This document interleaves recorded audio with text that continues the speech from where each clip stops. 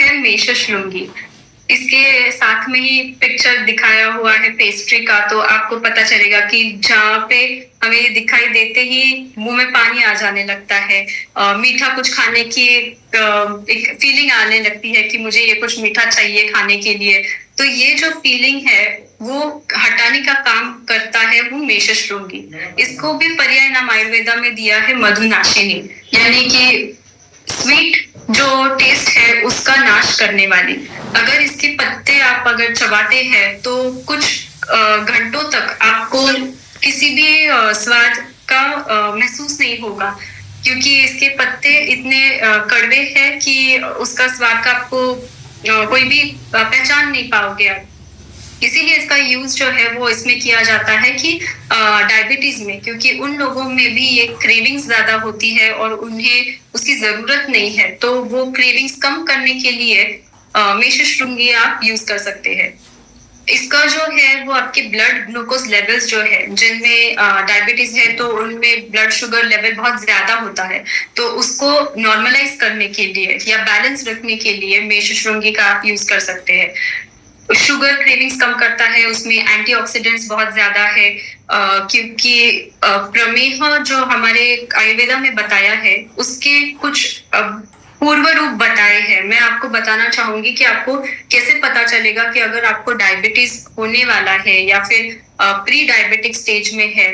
तो उन लोगों में पसीना उनको बहुत ज्यादा आता है, यूरिनेशन भी है वो बहुत फ्रीक्वेंटली होता है, नंबर ऑफ टाइम्स बहुत बार यूरिनेशन के लिए जाना पड़ता है, और ये फ्रीक्वेंसी रात में भी उठकर जाना पड़ता है।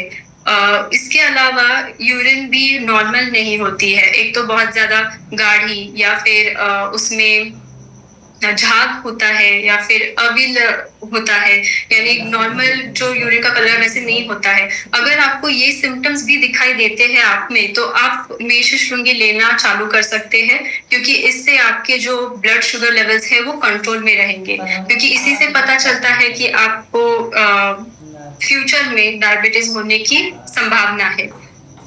तो इसे ध्यान में रखते हुए अगर आपको प्रिवेंट करना है तो आप ले सकते हैं, और जिन लोगों को ऑलरेडी डायबिटीज है तो वो लोग तो ले ही सकते हैं इससे। ये एंटी इंफ्लेमेटरी प्रॉपर्टीज है इसमें, यानी जहां भी सूजन है तो उसको कम करने के लिए, और जैसे अगर आपने देखा कि डायबिटीज में भी उनमें फ्लूइड बहुत ज्यादा होता है, तो वो फ्लूइड कम करने के लिए भी ये काम करता है।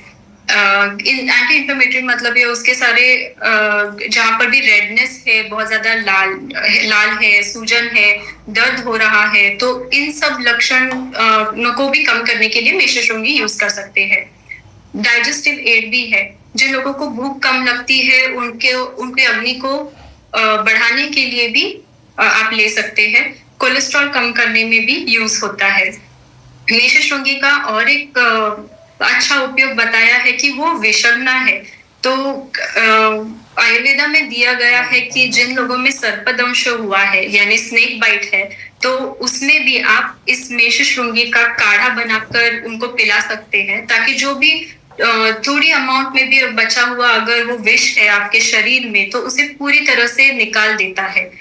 ये सर्पदंश की ट्रीटमेंट नहीं है, लेकिन आपको हॉस्पिटल तो जाना पड़ेगा, लेकिन इसके साथ में भी आप ये ले सकते हैं, क्योंकि किसी भी तरह का विष आपके शरीर में अगर है तो उसे निकालने का काम मेषशृंगी बहुत अच्छे से करता है।